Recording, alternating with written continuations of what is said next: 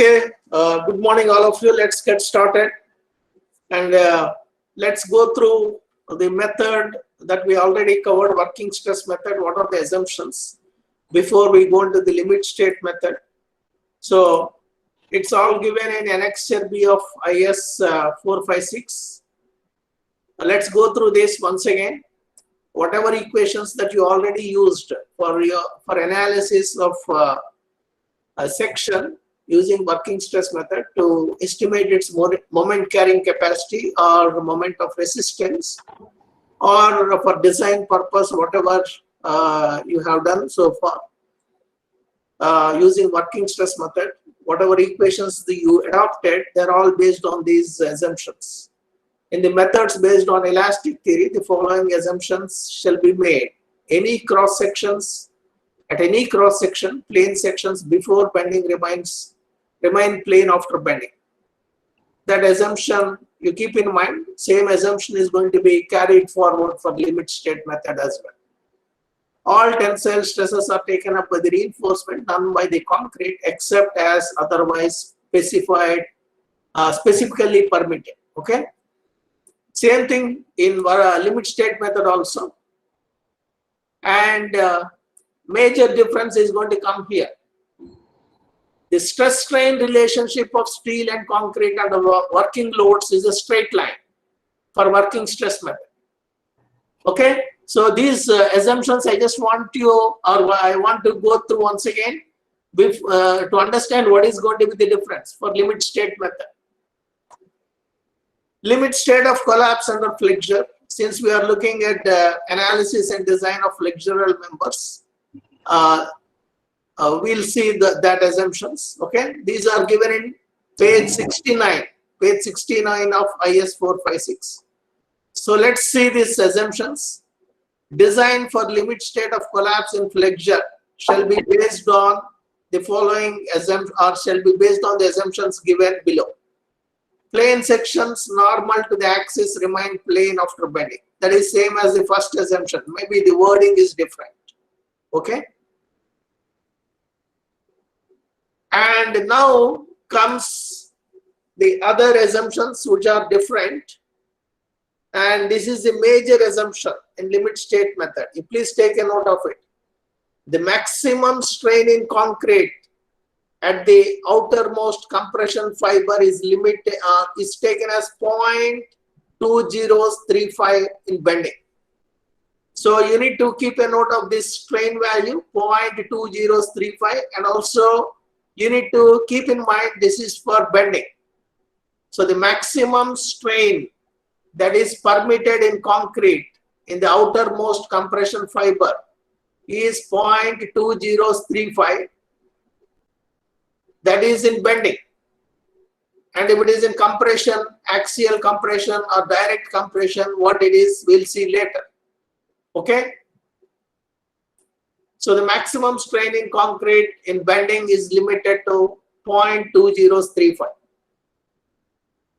And next one, the relationship between the compressive stress distribution in concrete, compressive stress distribution in concrete and strain in concrete. That is the relation between stress and strain in concrete may be assumed to be rectangle, trapezoid or parabola or any other shape which results in prediction of strength in substantial agreement with the results of the test.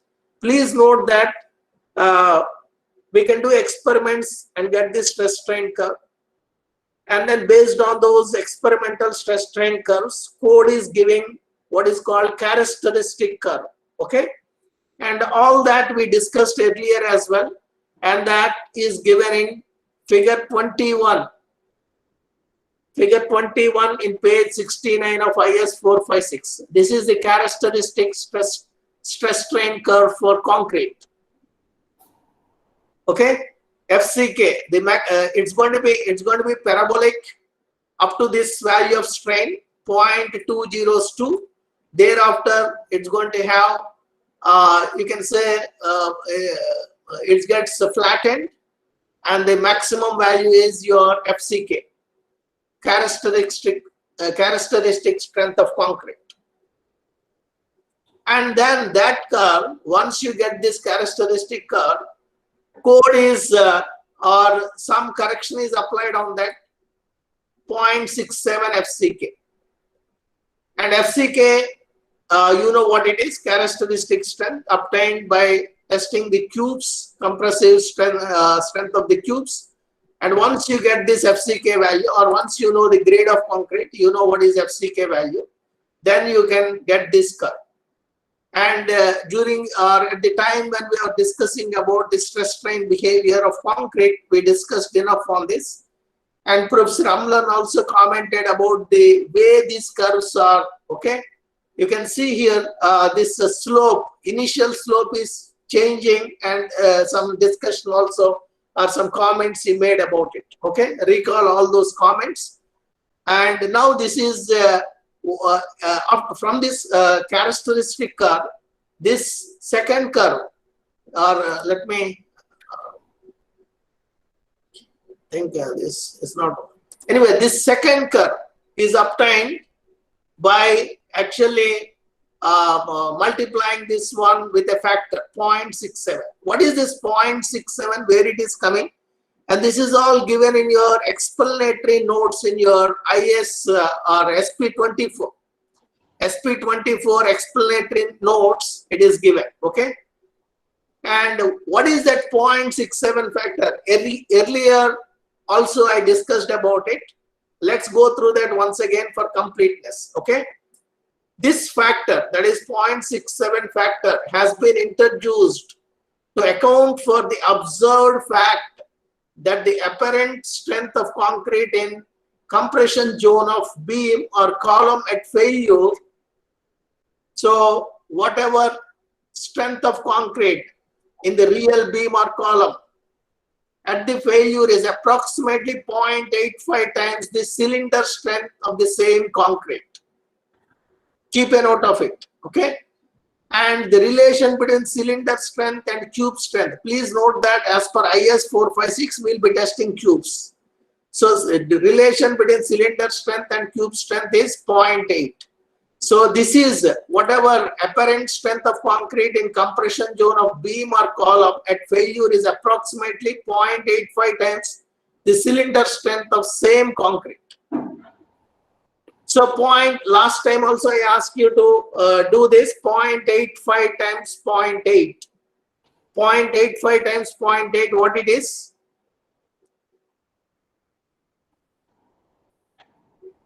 0.68.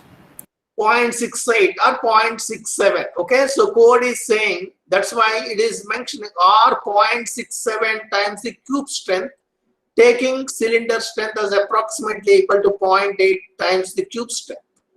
So from the characteristic curve for concrete, you are going to get the second curve, this one, applying that 0.67, taking into account the apparent compressive strength in a real column or a beam.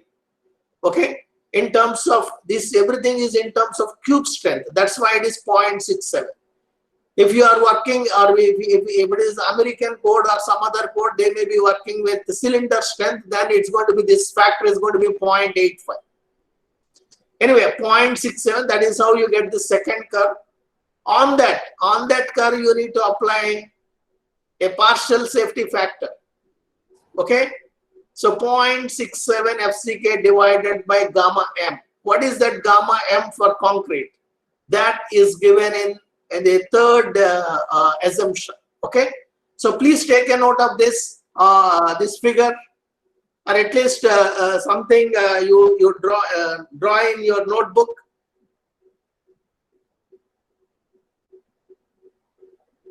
And I also want you to just do some or make a note of. Suppose here you can see on the horizontal axis, it is starting at 0 and ending at 0.2035. Okay, so the distance from here, from this 0 strain value to this is going to be, let's say that distance is x.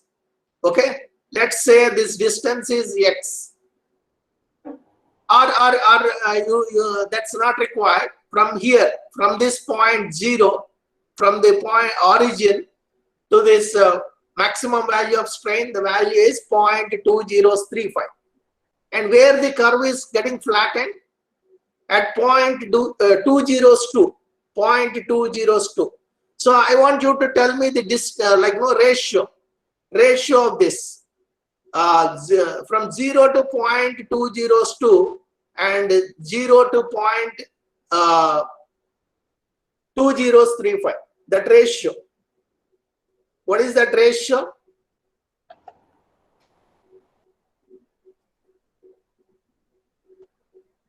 The ratio of the parabolic portion, the ratio of the parabolic portion to the ratio of the rectangular portion, you can say like that.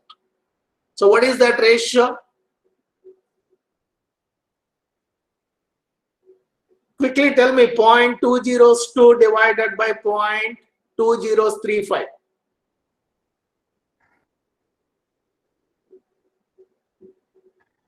.511. No, I want it as a fraction. 0.202 divided by 0.2035. It's nothing but 4 divided by 7. Okay, it's nothing but 4 divided by 7. So if the total distance, or if you know the length of this portion, the parabolic portion is going to be 4 by 7 times the total length, and the rectangular portion is going to be 3 by 7. Okay, the ratio. So keep that in mind. These fractions 4 by 7, 3 by 7, you are going to see that in a while. Those fractions 3 by 7, 4 by 7, they are coming from the stress strain curve for concrete, based on the strain values, or based on the portion which is parabolic in shape, and based on the portion which is rectangle in shape. Okay, that we'll come back to this discussion at a later stage, or just in a few minutes. So now let's focus on this. 0.67 divided by gamma m. So let's read this one. And whatever stress strain curve that IS 456 is specifying, it's having certain portion which is a parabolic shape, and certain portion it is getting flattened, or it's a rectangular shape. And the salient points are 0.202 and 0.2035. These are the strain values corresponding to some of the important points on the stress strain curve for concrete. So with that, and please note that some other codes, like an American code or some other code, may be adopting, instead of having a combination of parabolic and a rectangle, they may be adopting a rectangular shape for stress strain curve. So it is the choice. It is a choice which can be made. So that comment on that is given here. The relationship between the compressive stress distribution in concrete and strain in concrete may be assumed to be rectangle, trapezoid, parabola, or any other shape which results in prediction of strength in substantial agreement with the results of a test. Okay. So ISC is actually insisting, or ISC is recommending to make use of this kind of curve. And now that is some information about that shape of that curve. Okay. And now coming to that gamma m, for design purposes, the compressive strength of concrete in structure shall be assumed to be 0.67 times the characteristic strength. And here it is given in a compact manner. Okay, it's given in a concise manner. Somebody has to mute their mic. Okay, some noise is coming. So for design purpose, the compressive strength of concrete in structure shall be assumed as 0.67 times the characteristic strength.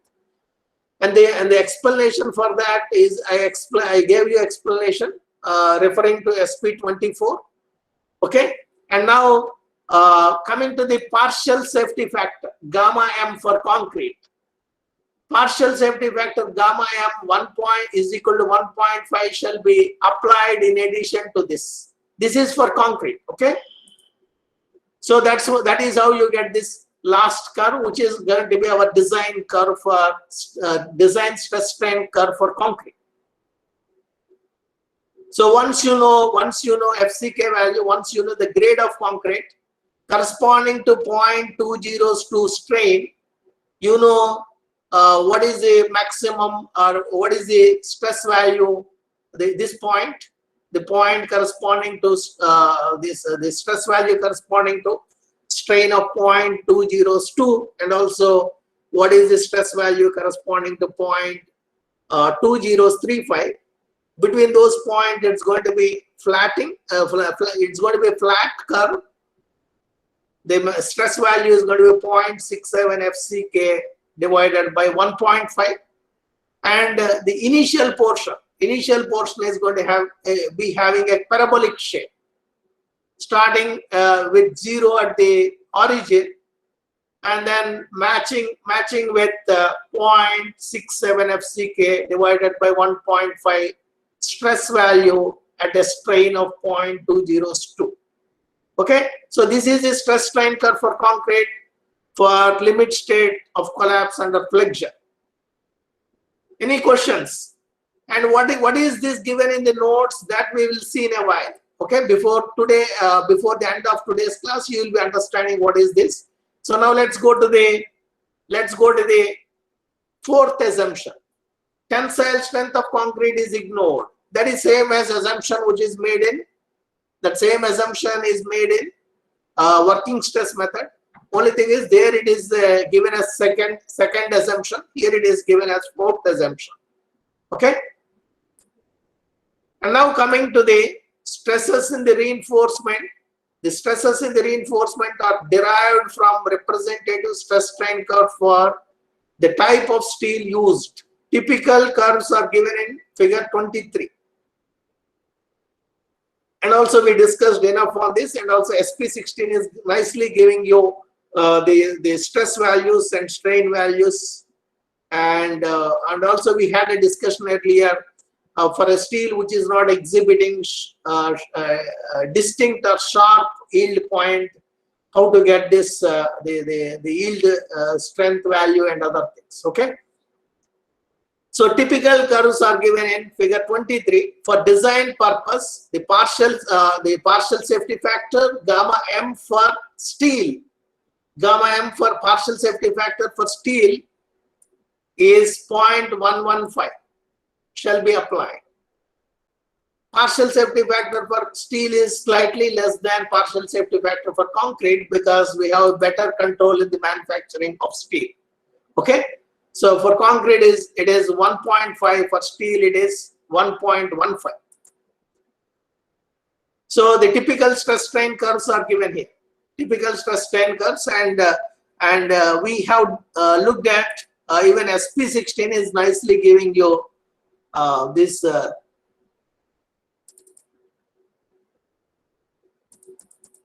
Yesterday also we referred that here.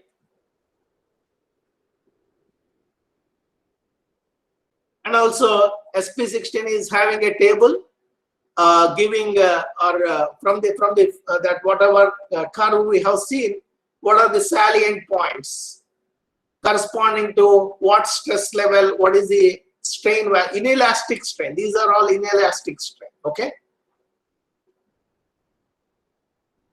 What is meant by inelastic strain? It is like a permanent deformation. Okay.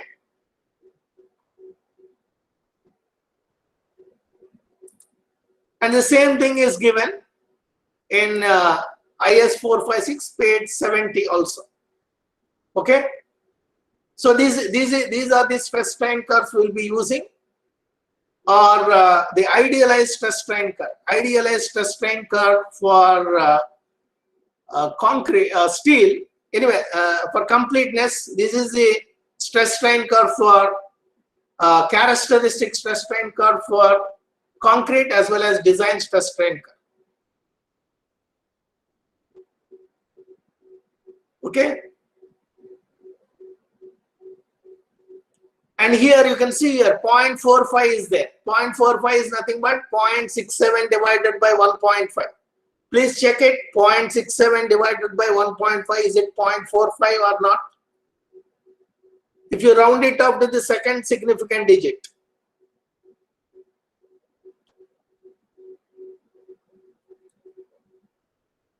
Is it matching? 0.67 divided by 1.5.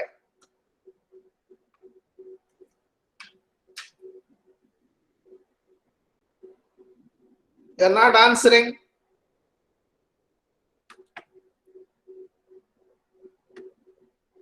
Is it matching?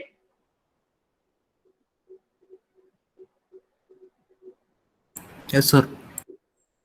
Anyway, so this is and you keep a note of this 0.45, or instead of 0.45 you can keep some 3 significant digits. So it's going to be 0.447, something like that. Okay, 0.447 FCK. You keep that value in your mind, or keep a note of that. And now this is the stress strain curve for steel, characteristic as well as design stress strain curve for Fe415 grade of steel. And this the top curve is coming from whatever is given in a detailed manner with all the salient points in SP16, and the design curve is obtained. Design curve is obtained by applying 1.15 factor of partial safety factor on this characteristic curve. And Professor Amlan actually last time when we were discussing about stress strain curve for steel, stress strain curve for concrete, Professor Amlan gave a nice explanation for this. You can see the difference between concrete and steel. In case of concrete, you can see these two curves are merging, or it's becoming one curve. At the origin, they are one curve, and the slope remains. Slope of these two curves remains equal to the modulus of elasticity of concrete.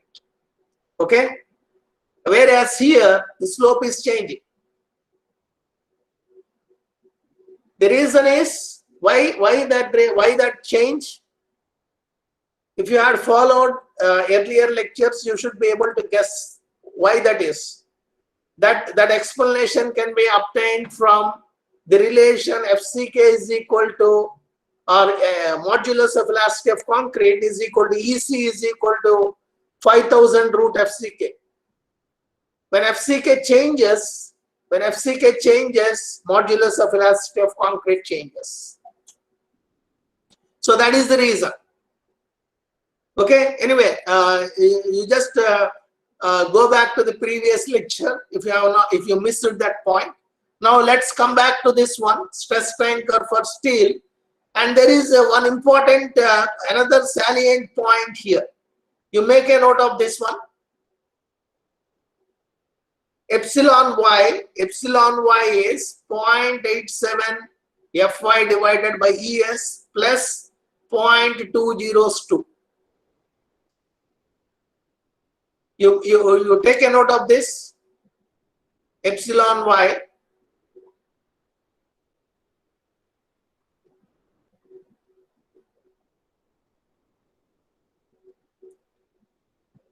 okay, so that is the assumption that is given in the code. So the partial safety factor for steel, it is 1.15. So that is what this assumption is telling about. And what about the next one? Just now I asked you to make a note of epsilon y is equal to 0.85 Fs or 0.85 Fy divided by Es plus 0.202. So read this one. The maximum strain in tension reinforcement in section at failure shall not be less than. So your strain in the maximum strain in tension reinforcement shall not be less than this value.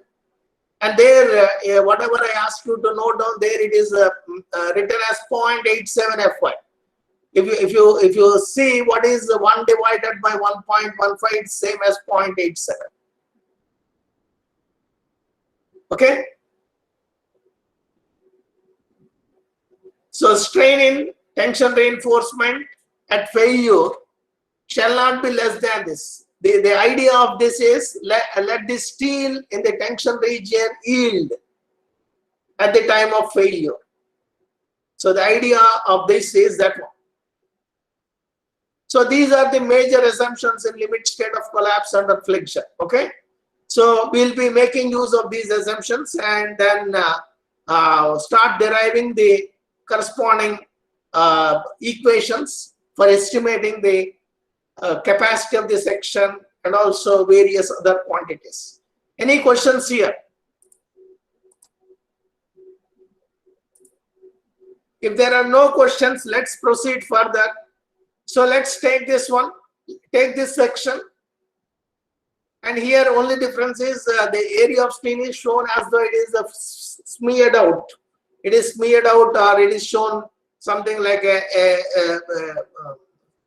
one horizontal line. Okay. And this is area of steel.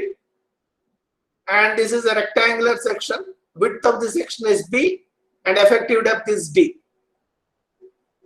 And now, based on whatever assumptions, the first assumption says that plane sections before bending remains plane after bending. That means strain distribution is going to be linear. Strain distribution is going to be linear. And what is the maximum value of strain? Maximum value of strain that is permitted in concrete in compression under bending. Just now we noted the assumption, it is 0.2035. Okay. So strain distribution is going to be looking like this. It's going to be maximum, reaching maximum value. If suppose we are actually assuming here in this particular case, we are assuming strain in concrete in the extreme fiber reaches its maximum value, maximum permitted value, which is 0.2035. So strain is going to be varying linearly, and it's going to be 0 at the neutral axis, 0 at the neutral axis, and it's going to be linearly varying. And at the level of steel, strain is going to be epsilon s, strain in steel. Okay, strain in steel, epsilon s. So this epsilon s depends on the section details and other things. Assuming concrete or limiting this compressive strain in concrete in the extreme fiber to 0.2035, and we can assume strain distribution to be linear and find what is epsilon s. Once you get epsilon s from the stress strain curve for steel, you can read what is the corresponding stress value. Okay, corresponding stress value. Or if this epsilon s, okay, is greater than what code is saying for the strain in concrete, strain in steel, strain in tensile reinforcement shall not be less than Fy or 0.87 Fy divided by Es plus 0.202. So what is the stress value corresponding to that? Any point which is exceeding, with strain exceeding this value, this is the strain value, which is a dashed line is shown, that is corresponding to 0.87 Fy divided by Es, Young's modulus of steel, plus 0.202. For any strain value that is exceeding that particular value of strain, the stress value is going to be 0.87 Fy. Stress value in steel is going to be 0.87 Fy. Okay. So keep that in mind. So this is a strain distribution. Once you have this strain distribution, the next step is to get the stress distribution diagram.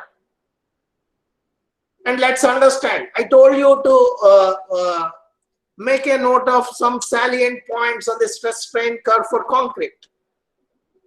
It's going to be parabolic, starting from 0 up to a strain value of 0.202, and it's going to flatten, or it's going to have a rectangular shape beyond that till 0.2035. And I also told you to make a note of another important thing, the ratio, two ratios, 3/7 and 4/7. So let's see what all those are here. Okay, and this is also called stress block for concrete. And how do I get this? You can see your strain is 0 here, and strain is going up, or strain is increasing, and its value is going to be maximum in the extreme fiber, which is 0.2035. So it's varying from 0 to 0.2035. At some point it's going to be 0.202. The stress value corresponding to that, the stress value corresponding to strain equal to 0.202 is going to be, what is this stress value corresponding to that? It's going to be 0.446 FCK, or 0.447 FCK, or 0.45 FCK. That's why I told you to make a note of that stress strain curve for concrete. Basically, please note that this portion is nothing but rotating the stress strain curve for concrete by 90 degrees. If you rotate the stress strain curve for concrete by 90 degrees, you are going to get this stress block diagram. Okay, so strain is going from 0 to 0.2035, and stress diagram is going to look like this. And it's going to have a certain parabolic portion, and beyond that it's going to flatten out, and you are going to get a rectangular portion. And where it's going to become rectangle, it's going to be corresponding to strain of 0.202, and the maximum it reaches is the strain is 0.2035, corresponding stress value is 0.45 FCK. Okay,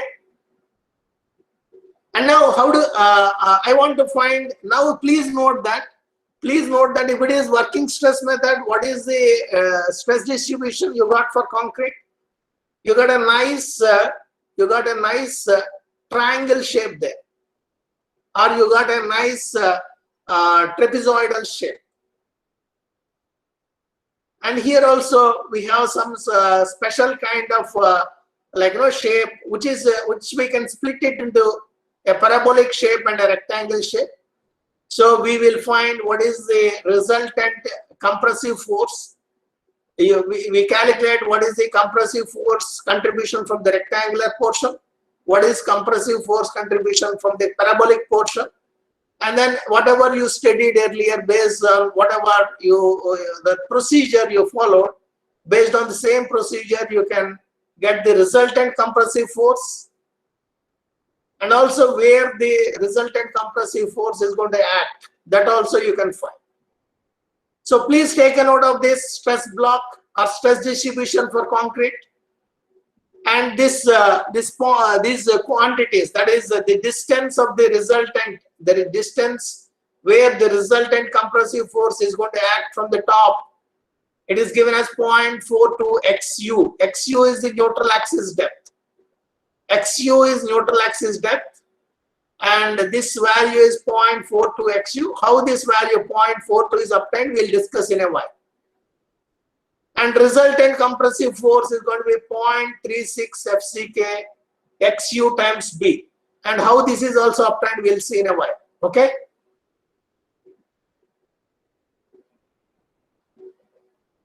So please take a note of this figure.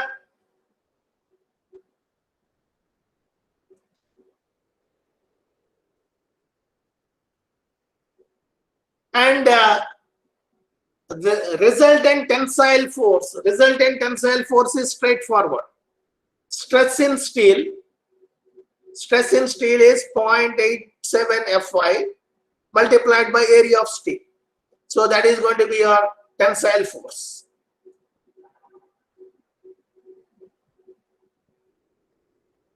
Why is stress in steel is 0.87 Fy? Why stress in steel is 0.87 Fy? Because code is saying that the strain in steel, tensile steel, shall not be less than 0.87 Fy divided by Es plus 0.202. Only under that case, I can say stress in steel is 0.87 Fy. If it is less than that, it's not going to be 0.87 Fy. And once we will discuss in a while what is this resultant location, what is this distance 0.42 XU and resultant compressive force. But before we go to that, let's also note down. So once you get the resultant, where the resultant compressive force is going to act from the top, you can find what is the lever arm distance. Lever arm distance is going to be effective depth minus point or whatever this distance, 0.42 XU. You make a note of this.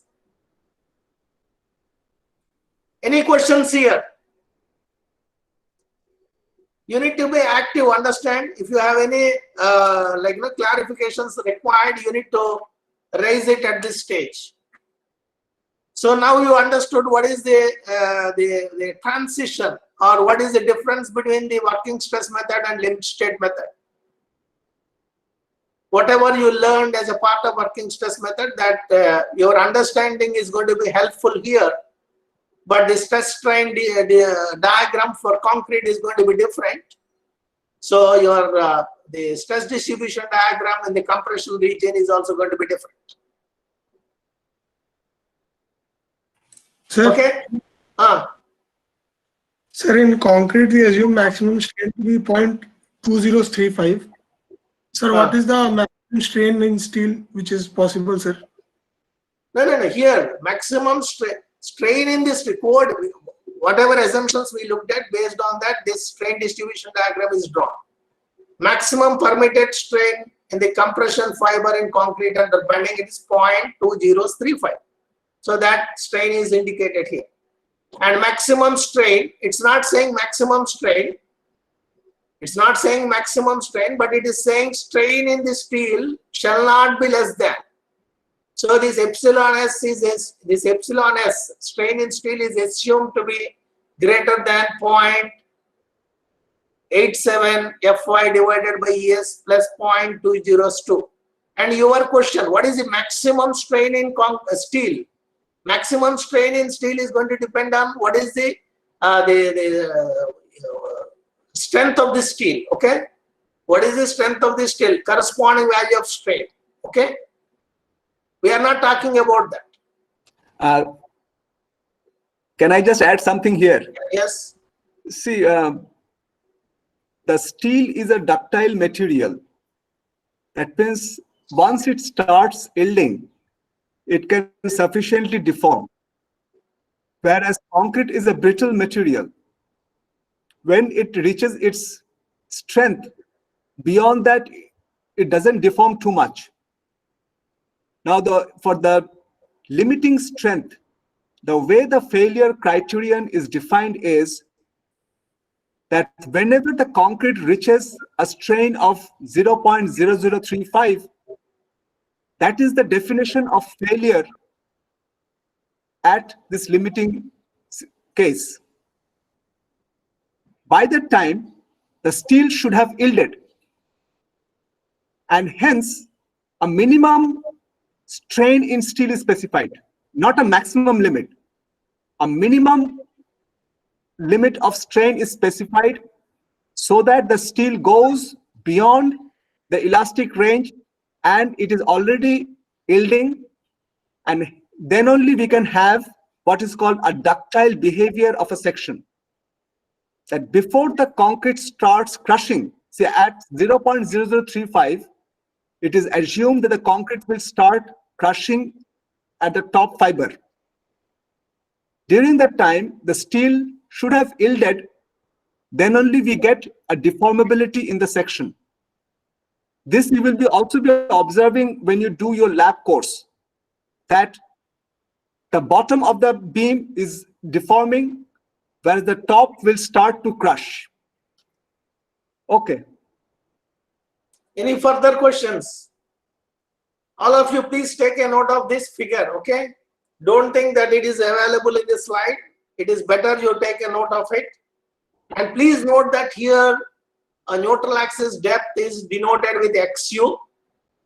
And now, before I proceed further, this parabolic portion is there, and beyond that it is rectangular. I can divide this shape into a parabolic portion and a rectangular portion. And what is the length over which I have a rectangular portion? What is the length over which I have a parabolic portion? That is based on whatever I told you to remember, 3/7 and 4/7. This parabolic portion is going to be over a distance of 4/7 times XU, and then this rectangular portion is going to be over a distance of 3/7 times XU. Please make a note of it because it's not shown here. Okay. So now to find the resultant compressive force and also where it is actually going to act, we need to go back to our some coordinate geometry or simple geometric shapes, and we need to make a note of where the CG of for those shapes are going to be lying and how to calculate the total area of that shape. Okay, let me show you that. And these are the various shapes. In these shapes, this third one, semi-parabolic area is what we are interested in. This one. You please take a note of this figure. Here A is shown this dimension, and it's going from 0 to this maximum value of A here. Okay, and varying in a parabolic manner. And for this shape, where the CG is going to be located, what is Y bar? What is Y bar? And what is its area? So take a note of it. This X bar is 3A divided by 8. Y bar is 3H divided by 5. And the total area of this semi-parabolic shape is 2AH divided by 3. Please take a note of this.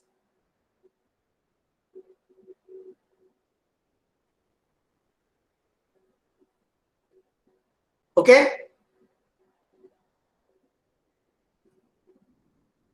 Anyway, I think time is running out. I will give you some time to think about whatever this new concept we just got introduced. And before we close in the class, I want you to take a note of this figure.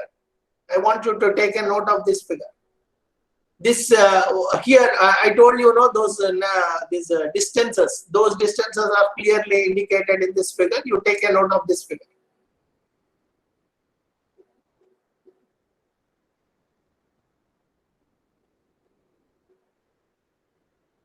And whatever question that was asked, you can see here. Strain in steel, whatever code assumption that is actually written in the form of an equation. Strain in steel epsilon s greater than epsilon y. And please note that this shape, this is a plane kind of figure, okay, on a plane. And if you visualize it in a 3D over the this kind of distribution over the entire cross section, this is how it's going to look like. And the resultant compressive force, I showed you the equation or expression 0.36 FCK XU times B. That is actually coming from this shape. Okay, take a note of this figure and then we'll stop there.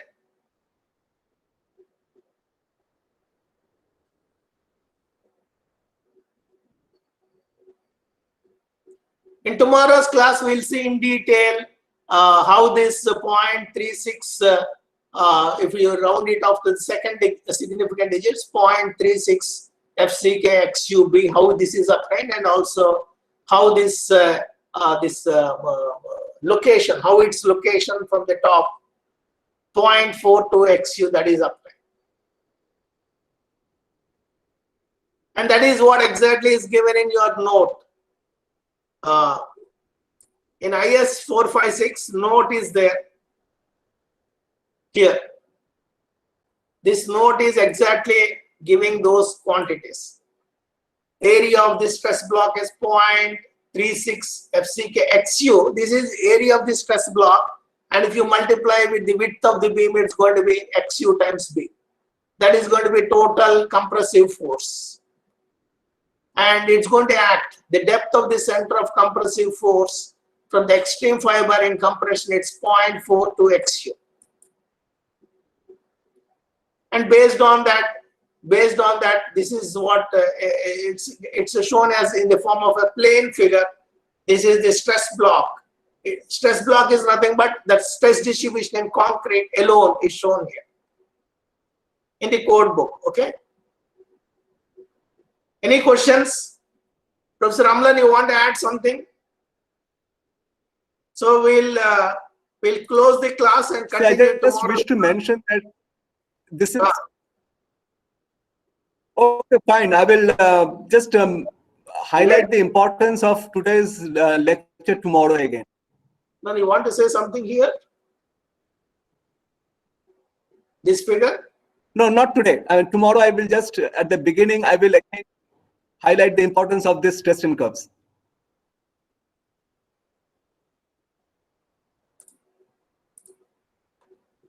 Just wait a minute.